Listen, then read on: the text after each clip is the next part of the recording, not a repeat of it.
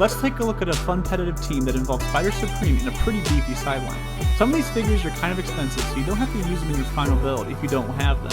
But let's take a look. First up, let's take a look at Spider Supreme himself. With 3 team abilities including Spider-Man's and Cosmic Energy, this gives him an unoutwittable super sense, but the fun comes if you manage to KO him. You can replace him with 2 sideline figures named the appropriate names in his trait. I run Mad Jim Jaspers so you can swap items on him freely.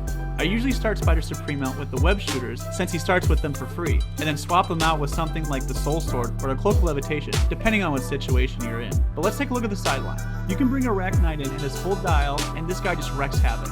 If you get the Soul Sword on him, he's almost unkillable with his stop click. For some interesting tech, I brought Doctor Strange from War of the Realms because he can bring in a mystical character from your sideline. I personally like to play Wonder Woman Death Metal because you can play her at her full dial, and you still have access to her resurrection trait. Overall, this is a very fun team that's a little pricey, but so fun and it's very unique.